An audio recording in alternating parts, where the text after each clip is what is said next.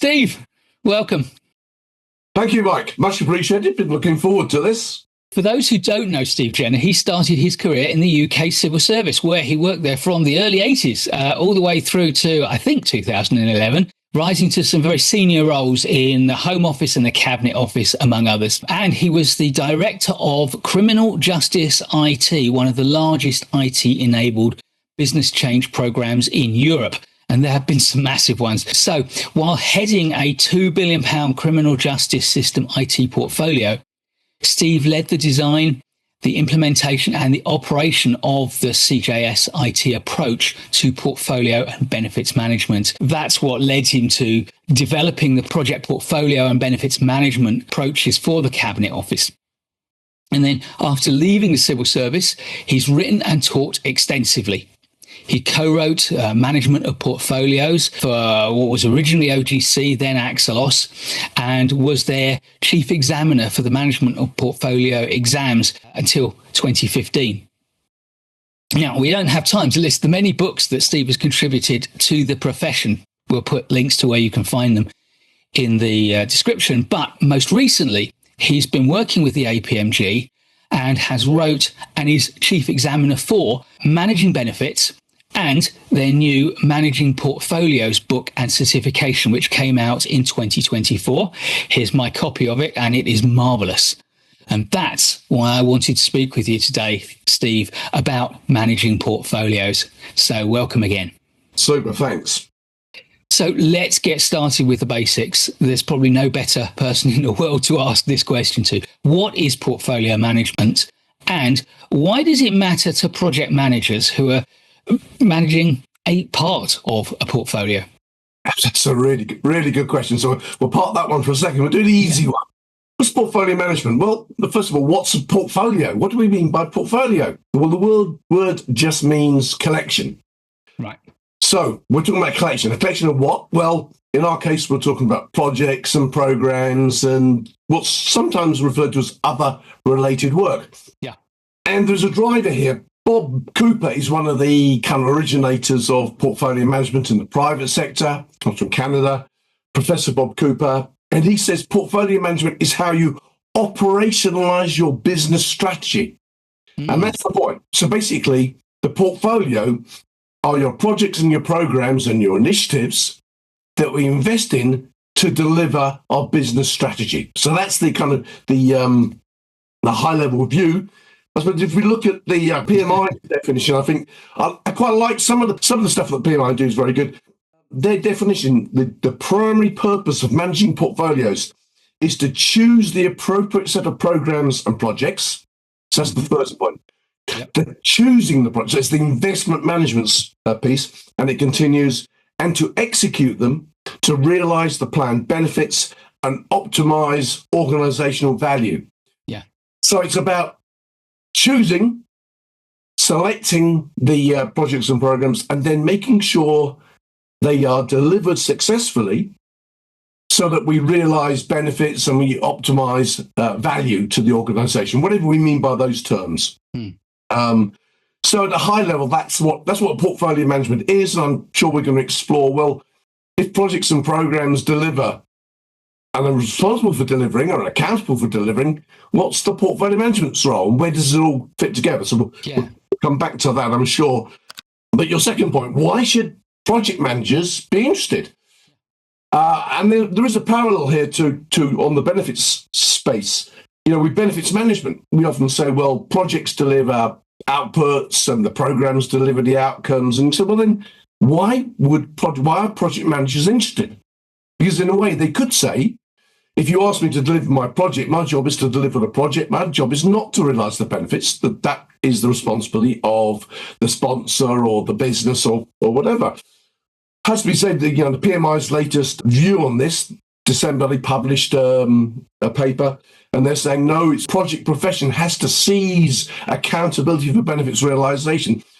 But putting that aside, but the project community worldwide leads interest in benefits management. And similarly, if you are part of a portfolio, it's incredibly important that portfolio management isn't something that is done to projects. It's an activity of which project managers and program managers have to play an integral part.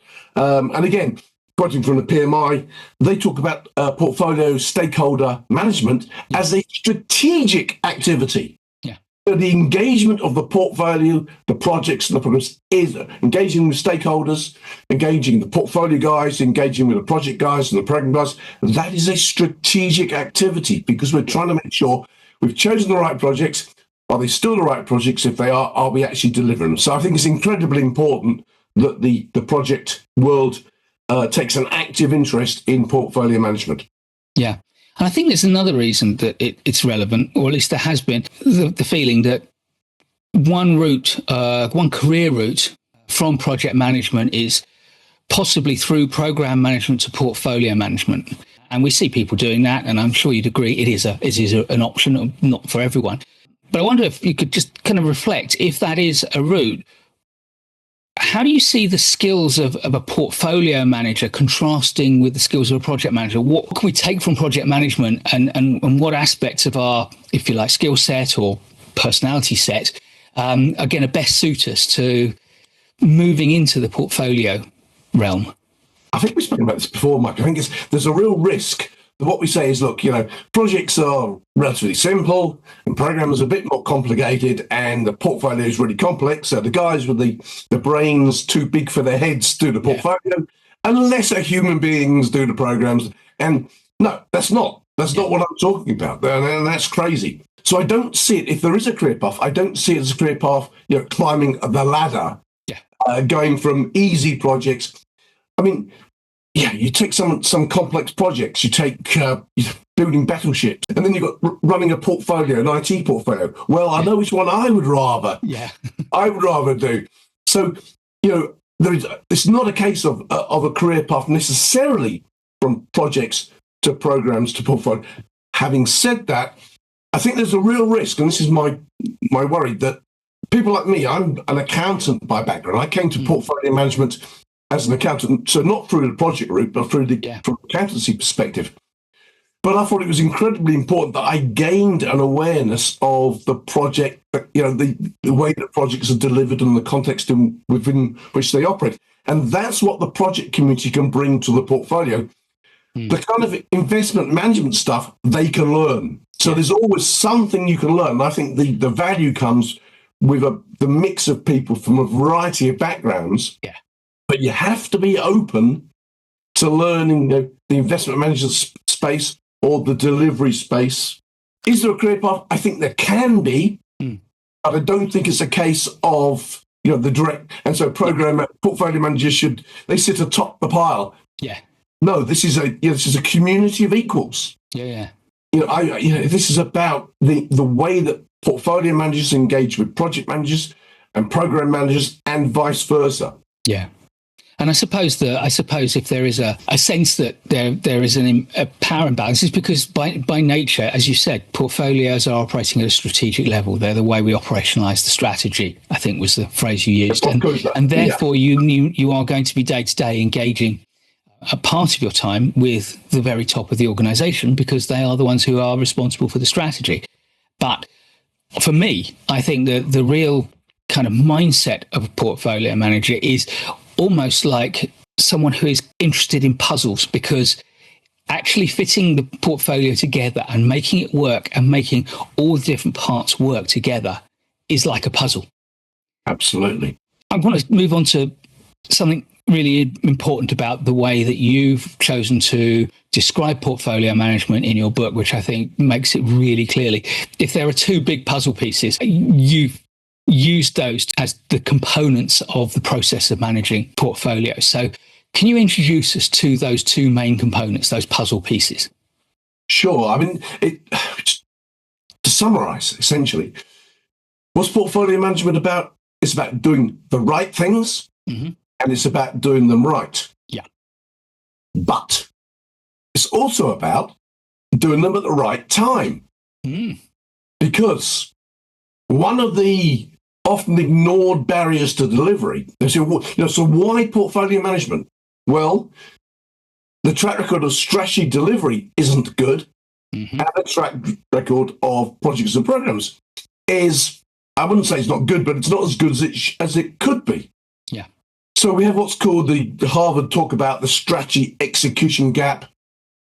I was at a conference where Antonio Nieto Rodriguez was talking, and his whole theme was, why don't senior managers take an interest in projects? Projects are done over there, and the strategy guys are over there, and the two never talk, and no one's interested.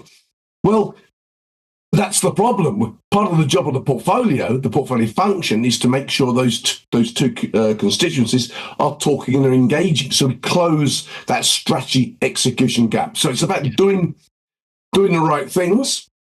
The investment management space. Mike Seifert, in one of the PMI papers, talks about we can do anything. We just can't do everything. Yeah. So we have to choose. Yeah.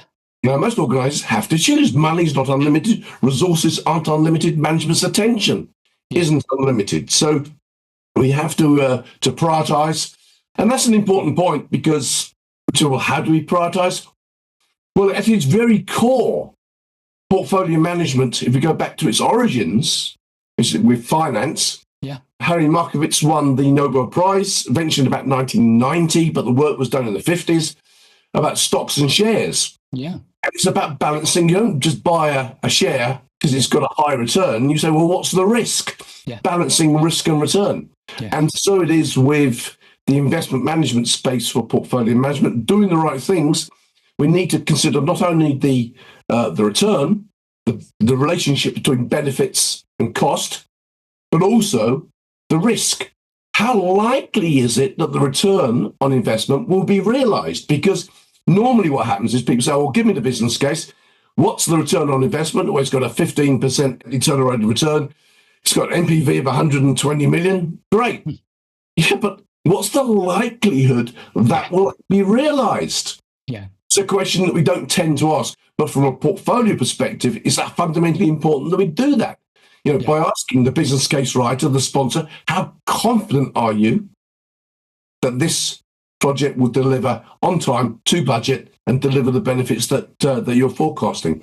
So I do think that the investment analogy is a good one, because one of the things and I have no qualification to give financial advice, so nobody should interpret this, but one of the things I understand about financial investment is you try to balance the portfolio. So because, and this is, I think, true in our world as well as in the investing world, with greater returns come greater risks and vice versa. Absolutely. So we try to balance our portfolio so that we will take some big bets, which have a potentially higher return, knowing they have a higher risk, but we also need to think about how do we balance that. But I also think your point, which I've been aware of for many years, but hadn't thought about it in these terms, that portfolio management is about choosing when to do a project, a program, an initiative. But that's also true with investing. You buy the stocks at the wrong time and you're going to lose money, even if the stock does well. And that's also true. So I think that's a really nice connection to draw. Absolutely. And when we wrote MOP, I wrote MOP with Craig back in the 2011. It was very much about doing things right. Doing the right things and doing things right. And we missed out at the right time. So that's one of the reasons for managing portfolios, to focus on at the right time, in the context of one of the great barriers, as I said, of delivery is what tends to happen in organizations is they tend to just do too many projects. And what happens, the whole lot gets slowed down because we need Mike to review to input on something, or legal advisors or solution architect, and they're not available when we need them. So everyone says, well, I've got to get it started, because if I don't get it started now, I'm going to lose out to the next thing that's coming along. And we use the analogy as to the US Navy SEALs, their mantra, slow is smooth and smooth is fast. Yes. Manage the flow of projects through the organization. There's a quote, I can't remember the guy's names now, in the book about, they say, if you want to get better at project management, it's quite simple. Do fewer projects. Yes. Most organizations do too many. And so the problem of project failure there, in the sense of not delivering on time, isn't due to the project, it's the portfolio. Yeah. We used to use the term, when I was at Deloitte, we used to use the term initiative overload. Absolutely. It's just indigestion, really. Well, it's really interesting. The analogy that I've seen used is to the phantom traffic jam on a motorway. Once the traffic gets over a certain level, and there's a wonderful video on BBC where the cars start off driving at 30 miles an hour, but someone drives at 28 rather than 30, and the cars start to clog up. And everyone sits there thinking, well, there's no reason for if only everyone would follow the speed. But we can't maintain that because of variability. Mm. And so in projects, and John Doerr, who is the Google guy behind OKRs, objectives and key results, which I think there's a really good analogy to portfolio management there. But objectives, key results, initiatives, and your portfolio objectives, benefits, and initiatives. Yeah. But John Doerr says the number one cause of project failure is unidentified project dependencies, the dependencies between projects.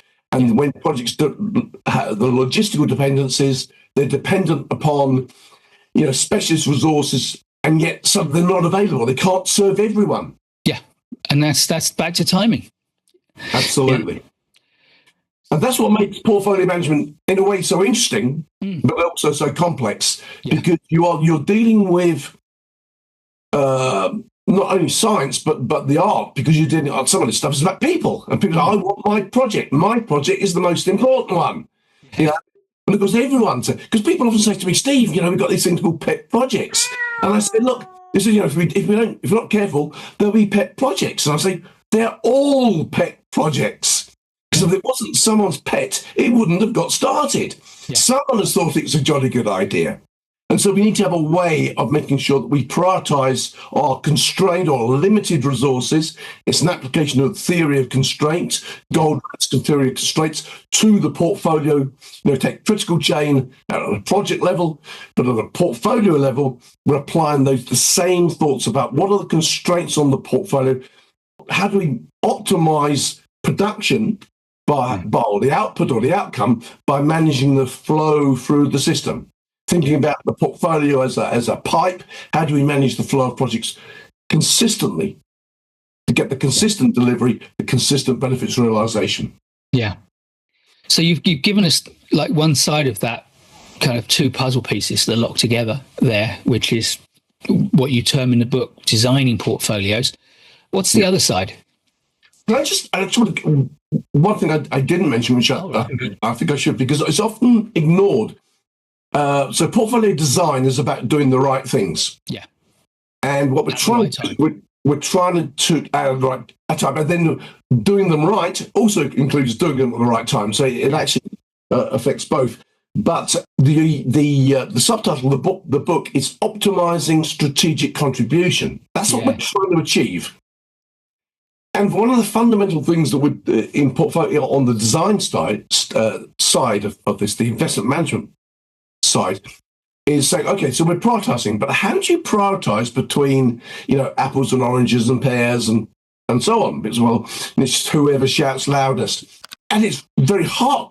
A part of portfolio management is categorization. And I mean, splitting the portfolio into kind of sub-portfolios and then tailoring the investment criteria to suit those individual criteria. So if you've got, say, mandatory projects, you put your mandatory projects into a mandatory category, and they get funded.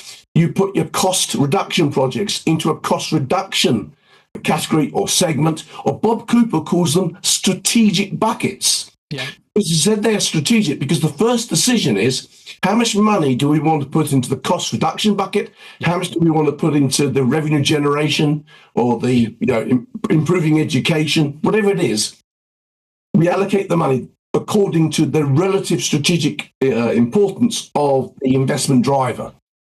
So that suggests that an approach similar to balanced scorecard approch.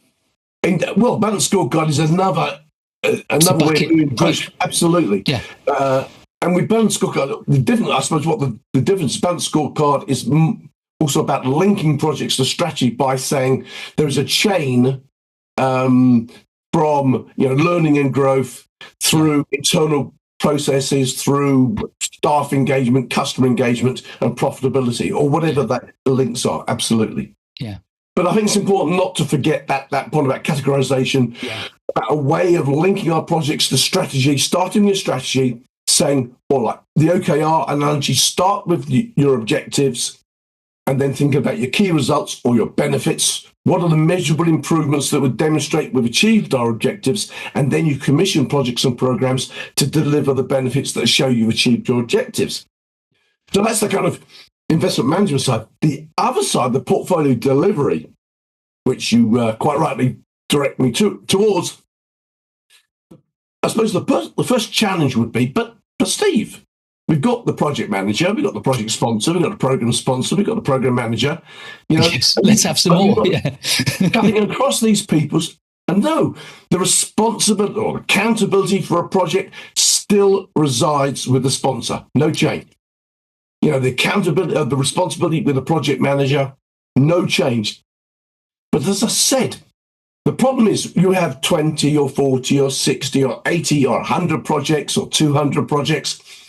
And sometimes the barriers aren't to delivery, don't reside within those projects. They reside with the interface between those projects. Yeah. So when we talk about doing projects the right way, doing them right, it's about doing them at the right time, because no project is going to say, well, actually, I think we should stop for a while so that Mike's project, no. This is war. If we don't get the resources, but someone needs to say, look, we need to manage this flow. A bit like the motorway, when they stop the cars joining the motorway so the flow can get past. So someone needs to be able to do that. So it's about managing constraints, risks, dependencies, and benefits. Ultimately, benefits, because the objective of the purpose of projects and programs is to make things better, to deliver measurable improvements, which has benefits, so that we optimize our strategic contribution. And that's the job of the portfolio, to work with project and program managers. I remember years ago, one organization, I was in the when I was still in government in the UK. And they said, Steve, we've got no idea about the interfaces and these dependencies between our projects. Can you do some work? And so this was a relatively small portfolio, about 20 projects. I managed to get them all on a matrix on one page of A3. So all the projects across the top and all the same projects down the side. And so I then I read the business cases. I went to see each project. And so I mapped, either dependency A, Project A is dependent on Project F and so on. And the other ones, where we said there's no known dependency, but there might be one, because no one's ever asked these projects. And then we found a whole lot of really weird stuff, 6 projects all claiming the same benefit. But at the same time, there was another project that was shutting down that part of the business, so you wouldn't get any benefits at all. So there was inconsistent strategic impact. And I played this back to the portfolio team, and I said, "Oh, this is really good because we've never had this before. No one's been through the business cases.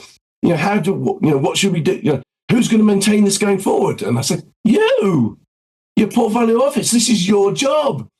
Get out there to talk to project managers." That, oh, really? Yes, engaging, trying to get people to understand.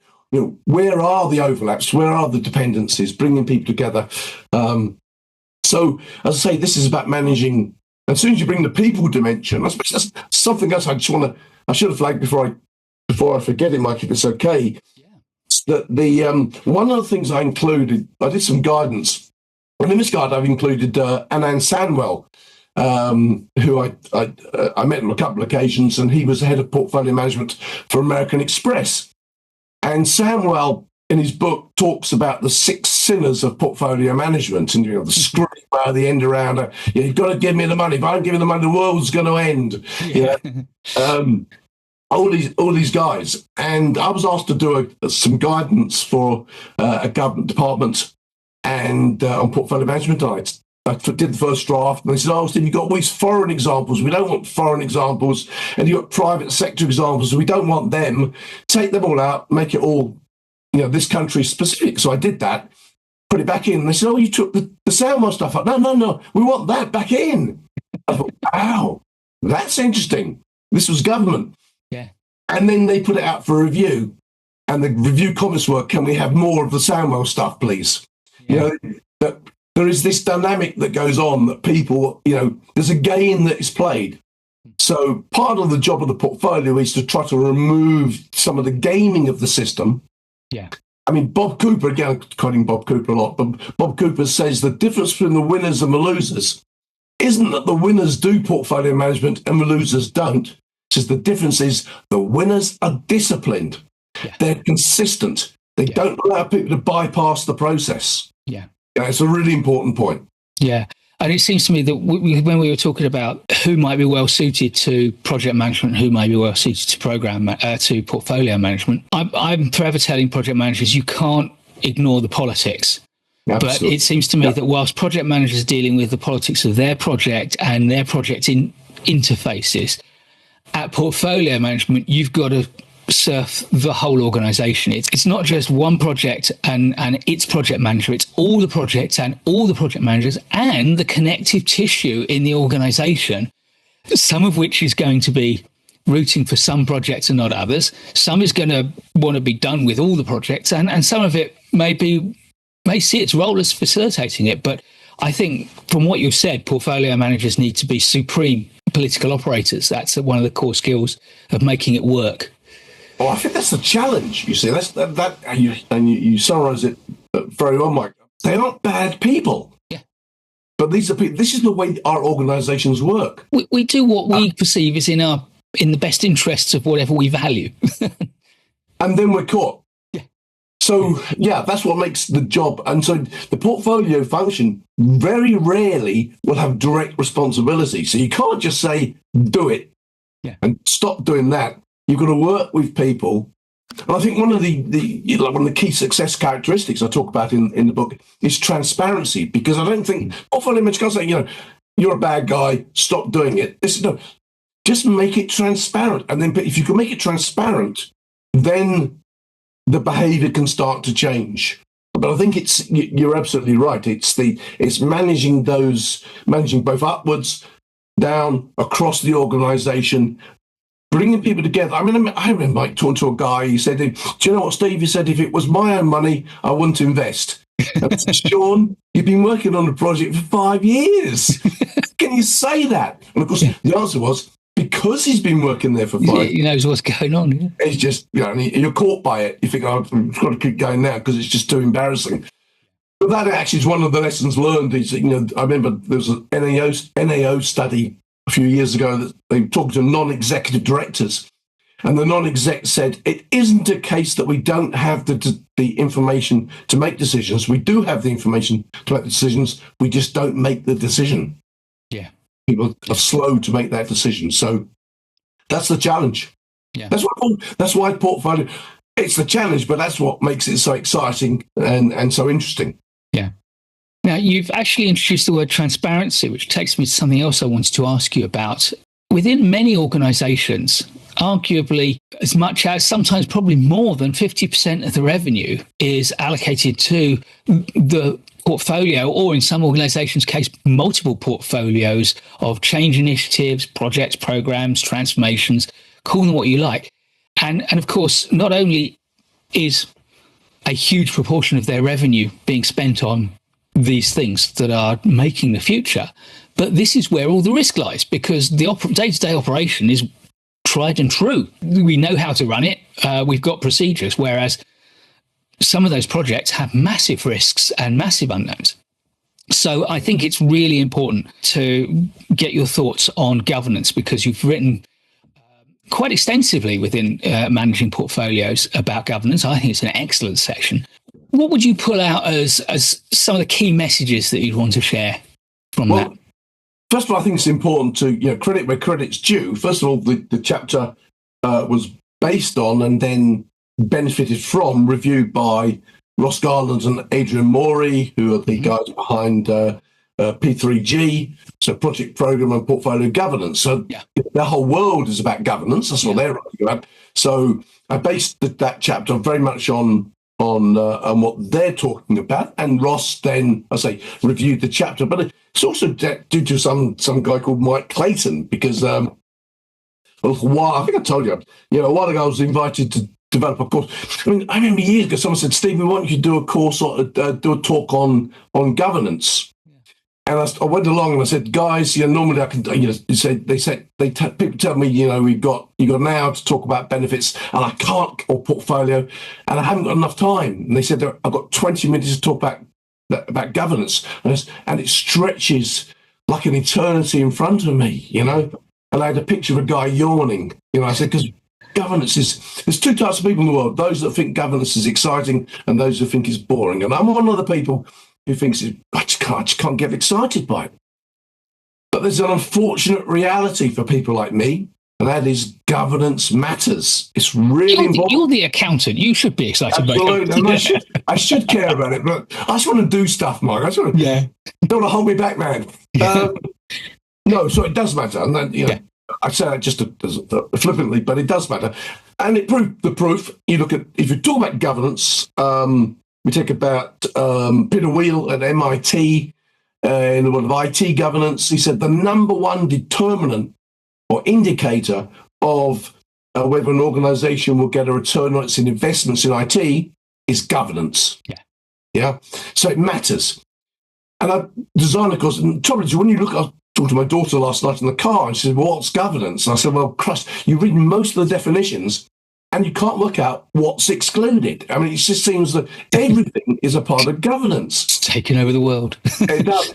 But I watched this video, 5 minutes. And if anyone wants, say, 5-minute video from yourself, Mike, where you talk. So what's governance about? It's about setting direction. It's about oversight, and it's fundamentally about decision making. I was talking about decision making. And we don't make the decisions, but it's about making the decisions. And therefore, it's about information flows so that people do have the information on which to make the decision. And I was watching a BBC Panorama program about HS2. And I used to do loads of stuff in my training courses about HS2. There wasn't a lack of governance on HS2. I mean, the governance was everywhere. Yeah. And yet it went on and on and on.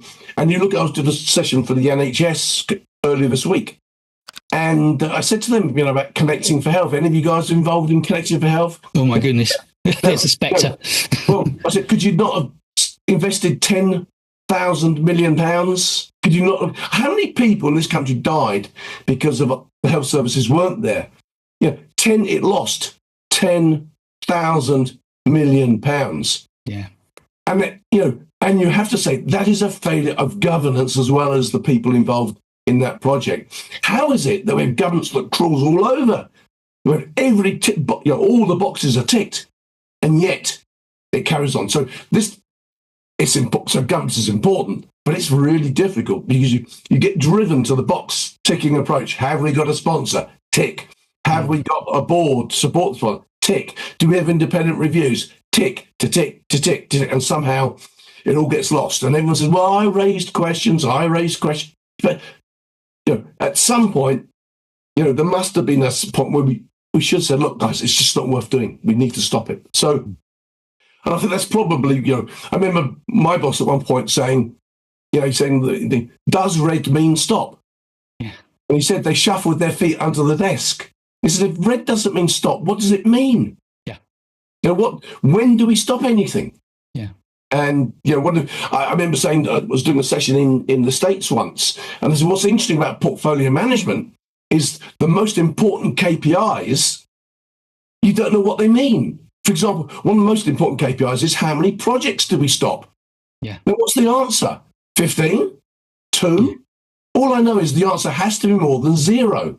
Yeah. Because if it's not more than 0, what you're saying is every project that we start gets finished, irrespective of whether it's still the right thing to do. Yeah. And that's crazy. I said to him, "Do you live in a dynamic, changing world?" They said, "Yeah." Well, by definition, then we start stuff and some of it we should stop. And that's why the best people, I should say, that's why those who are really good at portfolio management tend to be people, organizations in the oil exploration or pharmaceutical companies, because they know they live in a hugely uncertain environment. They know, half, 60%, I don't know what the number is, of drugs they begin to investigate won't make it to market. So they know they have to stop at some point and redirect the resources elsewhere. But there's also there a culture which says that actually politics and personal feelings are subordinate to the mission of the business. Absolutely. Whereas when you look at things like HS2 and Connecting for Health, both of which were large government-sponsored projects, the drivers aren't whether it's the right thing to do even, it's actually about political positions and political capital and spent political capital and sunk cost and all those biases that are actually give politics a bad name, let's face it. Well, that's why portfolio management is so important, because it's highlighting that fact. Sunk cost is also known as the Concorde. Indeed, We carried on investing in Concorde even when we knew the future costs were more than the future benefits. In other words, if we were starting at that point, we wouldn't have done it. We had to continue because we'd blown all the money previously. It's insane. Because it's not our money, it's taxpayers' money. That's why portfolio management is important, because it's playing. I mean, ultimately, it wasn't my job to shut a project down, but it was my job to say to a minister, this is the position. Are you happy? When the microphone gets shoved underneath your chin, are you happy to say, well, we carried on, even though we knew, there were no benefits? Really? We need to be able to have a more rational discussion about the merits and when we continue to invest and under what terms we continue to invest. Yeah, I think that actually highlights another component of the political savvy, but another quality I think for portfolios is the ability and the willingness to speak truth to power, the confidence and the, for want of a better word, gravitas to actually stand up to someone who is going to be very senior, is potentially going to have a lot of political authority and clout, and look them in the eye and say, we must stop doing this, and if we don't, there are consequences. That suggests that whilst a junior, low experienced person can probably intellectually handle a lot, the right person could intellectually handle a lot of what's in here, it is really a role that needs some sort of level of, what's the word I'm looking for, kind of life experience, I suppose, professional experience to have that confidence and that authority when speaking. Yes and no, in a way, because I think part of the job of portfolio management, which is to ensure that you have the data. Yeah. No, I don't talk about someone who's been in the job 3 weeks, some junior project manager. No, but a project. I've met plenty of project managers for Gravitas that have been around for 20 years and they really know their business and they would make brilliant portfolio managers and they could have that conversation.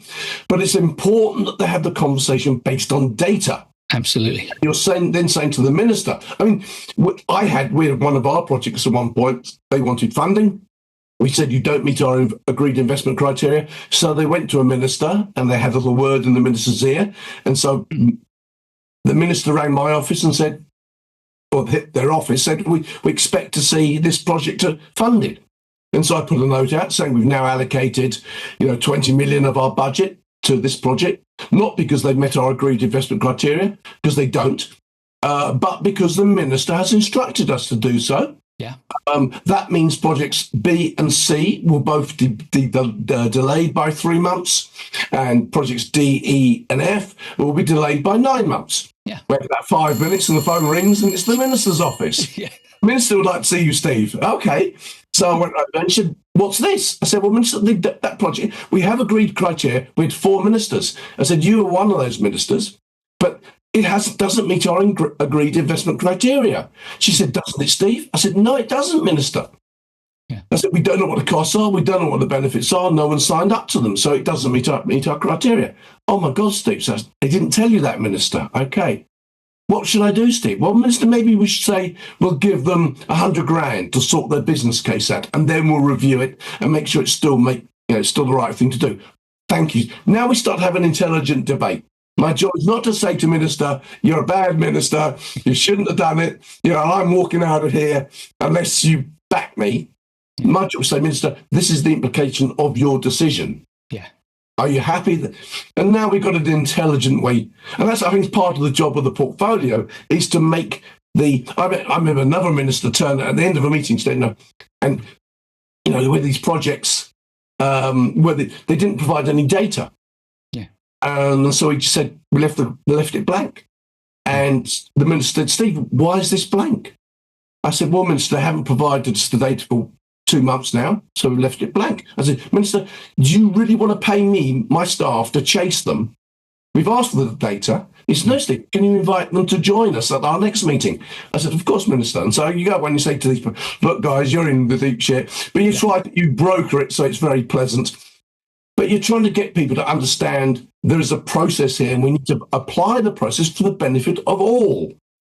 And that, I should say, it's not always painless. Often it can be quite painful. We had some rather interesting meetings, lots of finger pointing and so on. But it's amazing how many of those people, years later, I said, Christ, that guy's he's a really nice, Mike, he's a really nice guy. I get on really well, Mike. I think, when we met, we used to hate each other's guts. Because you create transparency where people don't want transparency. You're asking awkward questions. Yeah. One of the analogies I ask is to the fool in medieval England about the fool. The job of the fool was to ask, flag up to the monarch the reality of the situation. Andy Grove at Intel talks about constructive confrontation. Daniel Kahneman talks about adversarial collaboration. Obviously, it's not about just being nice to people. It's about challenging. Do we really know what the costs are? Do we really know what the benefits are? What will happen if the costs escalate? What will you do, Mike, with your project? If the costs go up by 20%, what will you do? Yeah. I think you've given a really nice example of something I've always believed which is true. Is with the sign of true wisdom and professional excellence isn't knowing the answer to every question. It's knowing the process that will get you absolutely to the answer. I remember I was as part of one of the courses I was using Toyota as an example, and the chairman at Toyota says, our competitors have got brilliant people with broken processes producing average products. We've got average people with brilliant processes producing brilliant results. And he's just saying, you don't want to have to, there was another example of Toyota, because you don't want to have to rely upon the cowboy. Yeah. The cowboy who can sort things out each time. You want the process to deliver your projects because it's sustainable. Make it sustainable, absolutely. Yeah. And yet people regard that somehow as a dumbing down of their role. Yeah. No, your part of your job is to make it sustainable. Mm. It's interesting. We use the word sustainable. Actually, I dropped that in, perhaps deliberately. But you've also used the idea of data there, and I think it would be remiss of me if I didn't just invite you to comment briefly. One of the elements of this book is I think it's called The Future Now or something of that nature. Yeah. And you've invited a number of very eminent people in their fields to put perspectives on portfolio management from different points of view. But I wonder how you see the big trends in the discipline of managing portfolios playing out over the coming years. What's in the air, and how do you see things are going to change? Well, I want to go back a word. I think it's sustainability. I know you've talked to David Smythe.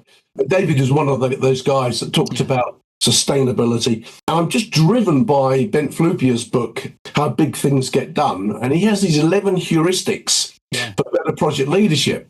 And I don't know if you read them, they're all the kind of, hire a master builder, get a qualified team, ask why, so that's knowing what the benefits are, say no and walk away, so that's a portfolio management.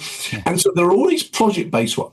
And then suddenly at the end, either number 10 or number 11, it's something about climate change or sustainability suddenly appears. And you think, where did that come from? That hasn't been mentioned. And so I think it has become, it's one of those things that has become an add-on. Yeah. I think we're moving rapidly to it not being an add-on, but a real driving force. So I think the green agenda, sustainability in its wider sense, And there was a rather brilliant book, actually, a few years ago. When I find it, Mike, I'll send it to you. But it was a guy I met in Australia when I was working in Australia. And the book is about sustainability. Not how do we make our projects sustainable, but actually build sustainability in from the very beginning. So rather than saying, well, we're bunging loads of rubbish effluent into the river, how do we clean it up? Let's just make sure we don't bung all the effluent into the river to start with. Yeah.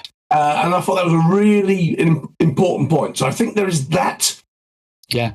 And I think actually, I think the Green Project Management team that David Smythe is part of and contributed to your book is now moving the agenda that step forward to regeneration and saying, look, not only should we stop putting effluent into the river, we should look at how our predecessors put effluent into the river and see if we can find ways to right that wrong as part of what we're doing.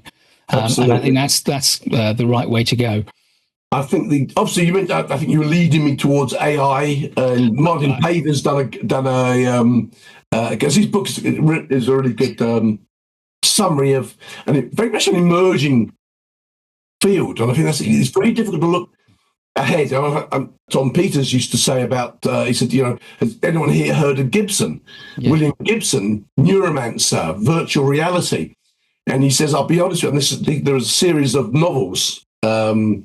And Tom Peters says, I'll be honest with you, I've got no idea what William Gibson is talking about, but I know it's important. Yeah. And I think that's with AI. None of us really see where it's going, that we get a glimpse.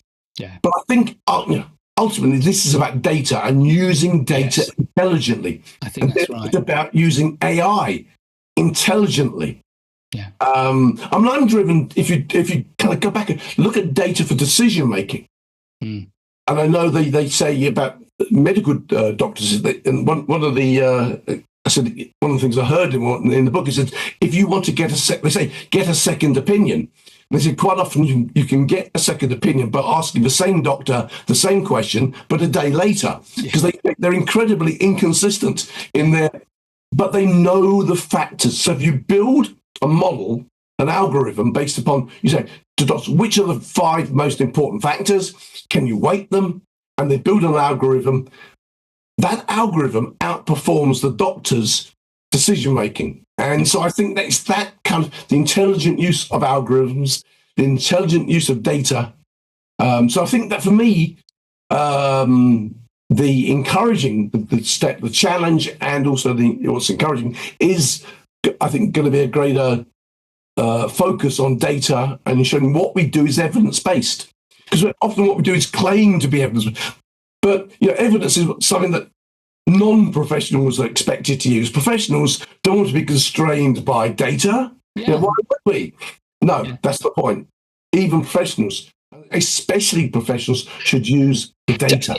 Yeah, it's the only way you can. It's the only way you can be sure you know what you're talking about. And I think my take on the AI thing is that actually AI is getting us tools to really dig into the data in ways that we couldn't. I think a good example is when you talked about how do you construct a portfolio, you've got to do 2 things fundamentally. You've got to decide which projects are the ones we should be doing, and then what's the sequencing and timing, which is going to optimize the delivery of those projects. Now, it could mean that the most important one will be delayed because we don't have the resources available. Exactly. But then when you think about that, what you've then got, let's just say you've got a mid-sized company that potentially has 100 projects, which is quite a modest number for an SME to have potentially online when they actually properly get down to inventory and what they're up to.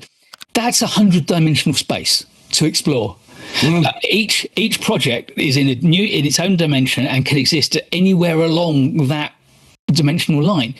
Now, conventional computing will take a long time to explore that state, to that space, and find every possible state and calculate it. What AI can do is it starts to recognize patterns and reduce the number of states it needs to examine to find the optimum. And I find that a very compelling use case. And I know you've got a little kind of vignette in here, I think from Stuart Easton. Yeah. And his point of view, because that's what his business does. So yeah, I think you've talked a number of times about the importance of data. And for me, AI is going to be one of the tools we use that will enable us to unlock that data. And I think that's fascinating. But, yeah, can I say, Mike, but that also brings us back to the governance issue, because I was on a call once and they said, that there should be a central PMO and it should control all your projects. So Steve's just posted a question. And the question was, so what if you got 10,000 projects? And the reply, these were a panel of experts. Yeah. So they said, well, you have a big PMO, don't you? And I thought, no. That's all. What I'm saying in management, you have a centralized, you focus. The word focus gets mentioned again and again and again in all the kind of really insightful research, so that you have a central portfolio, and then you break your portfolio up into sub-portfolios, and that part about categorization.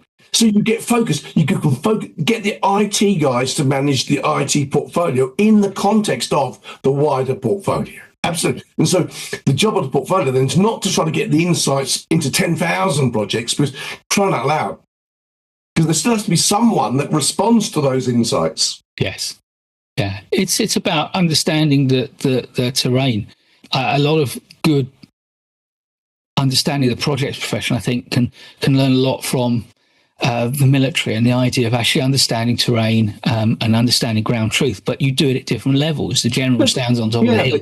Because it's situational awareness they talk about. Well, that's really, absolutely. It's creating that situational awareness. What is the current state of play? On our projects? What's the shit on the portfolio? And if you haven't got that data, then you are stymied. I mean, there's nothing you can do. If you don't have the data, if you don't know where you are, how much have we spent? How much are we going to spend? What benefits are being realised? What benefits will be realised? Where are we on plan? If you don't know that and you can't drill down, I think what the IPA talk about two-way traceability from the strategy to the initiative, and from the initiative back to the strategy. You have to have that. If you don't have that data, then I struggle to see how then you really are in that cowboy. You need someone who's the cowboy.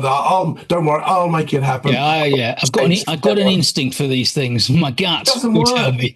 Doesn't work, and that's where you see it go wrong. It's all these big failures. I mean that HS2, the panorama program. They had the great and the good.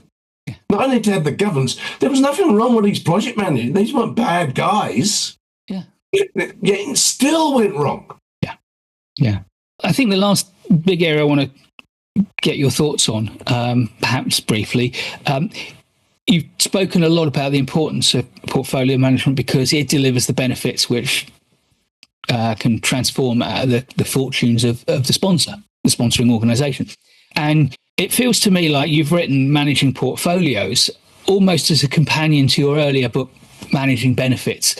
So I wonder if you could say a little bit more about how the two disciplines of portfolio management and benefits management relate to one another, because it seems to me we give them two different names, but if we try to draw some sort of line between them, we're doing them both a disservice.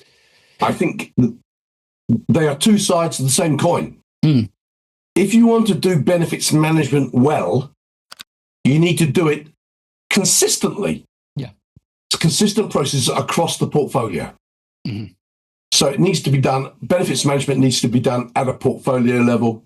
So we don't continue. So every project should use a consistent benefits framework so we can add the benefits up so we know which projects are delivering most benefits. And those benefits aren't stuff that you start with a project and let's go dream what the benefits would be. No, these are the benefits, the measurable improvements that demonstrate we achieved our strategic objectives. That the project is a commission to deliver those particular benefits.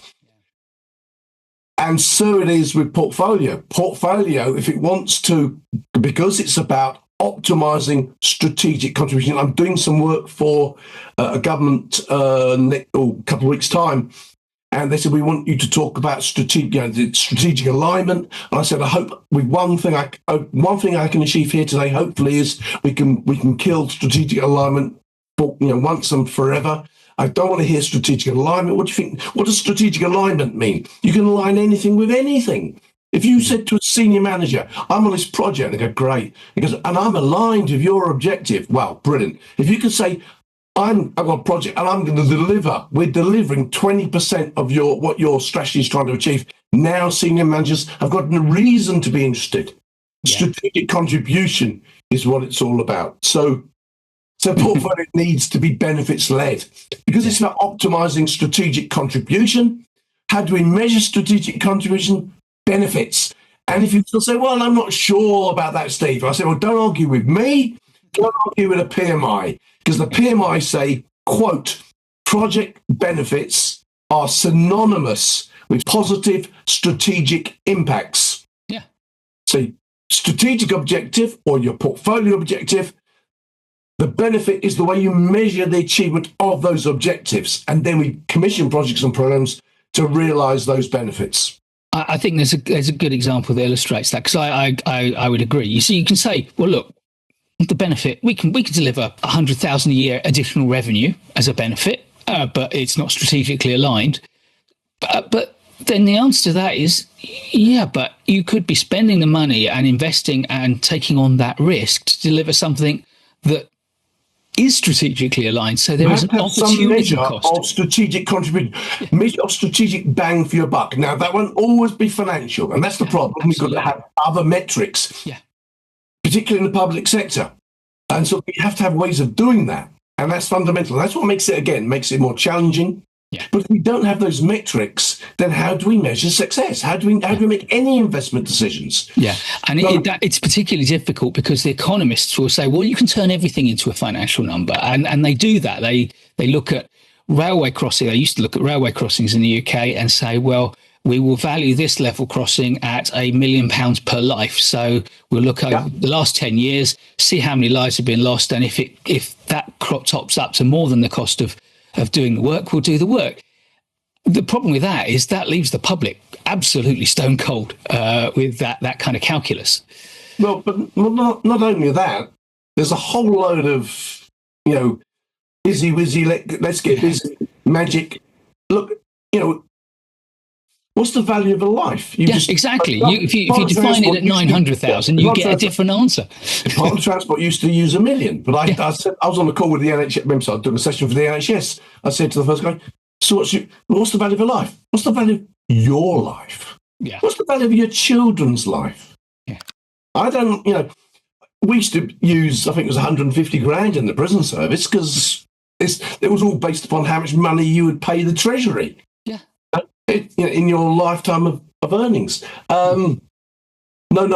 The point is that conversion, in a way, I know why you do it, why economists want to do it, because they want to say, look, we've only got so much. Do we put it into ring roads around Birmingham or do we put it into another hospital? But it's a kind of false argument. What we need to be talking about is understanding the strategic contribution. Yeah. How much better, more? Because what happens is people think that if you say that railroad crossing has got an NPV of 50 million, they think that's real money. No, it's not. Yeah. It's not. Yeah? It's not money. It's something else. We need to understand that's something else. Does anyone do any work, for example, on making sure that when they put the thing in, that deaths do reduce? Yeah. No one will do the work because then all they want to do was build the bloody bridge. Yeah. And so we used those numbers to justify what we want, and that's where it all kind of goes wrong. Because that's why HS2 said, "Oh well, we're going to save people half an hour getting to Manchester." I remember it was Thoreau in the States when they were talking back from the 18th century, 19th century, whatever, and they said they were putting a phone line in between New York and Los Angeles. He said, "Well, that's great as long as the people in New York have got something intelligent to say to the people in Los Angeles." Yeah, so what, in a way, is that the best use of the money? I remember, one of the reviews on HS2, one of the reviewers, the deputy chair of the Public Accounts Committee said, but you haven't thought what else you could do with the money. How much money, what value could you deliver by connecting Leeds and Manchester? What about some of these other railways? They were wedded to this idea of this high-speed rail, like in France and Spain, where the cities are hundreds of miles apart. Yeah. Well, that's not the case in the UK. And I'm not trying to pretend that I've got the insight into the root cause of the failure, but it's that challenge that we need to be able to understand why we're making the investment. Like, I put a business case together. It was to do with the police national computer, making the police national computer more up to date. And, one of the reviewers from the Treasury said, this is outrageous. This has got a negative NPV. I said, well, you tell me, what are the benefits of a more up-to-date police national computer? The way I'm doing, what you want to do is say, right, this will reduce crime or violent crime by 10%. Well, you can't make that leap. Yeah. It's impossible. No way. We had economists and they said you can't do it.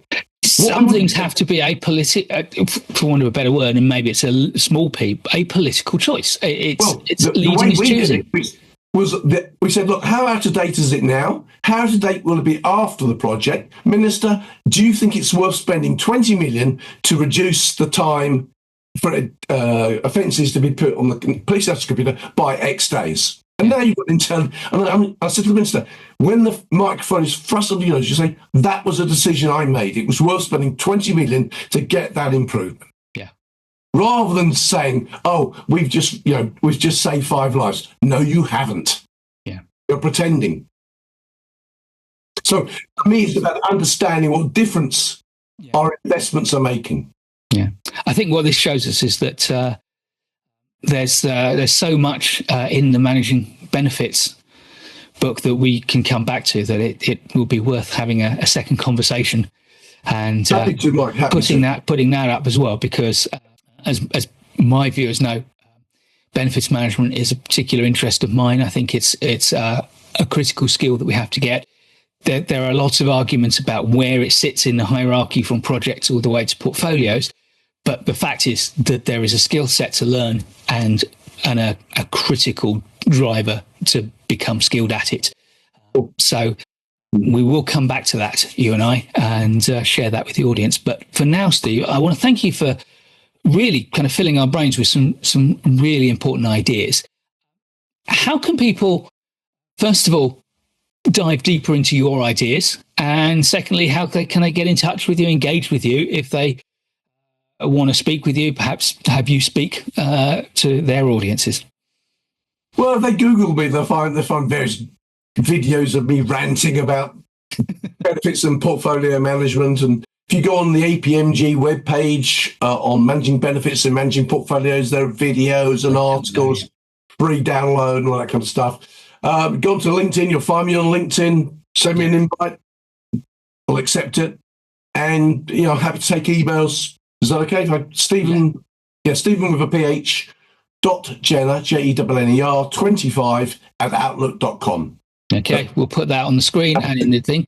And of course, don't forget, this book is fantastic. And, as the prices of these kind of big manuals go, this one is actually, I think, very, very conservatively priced. This is a sensible price and a really good investment for anyone who wants to learn about it. And don't be put off by the fact that its format is as a manual for learning a syllabus.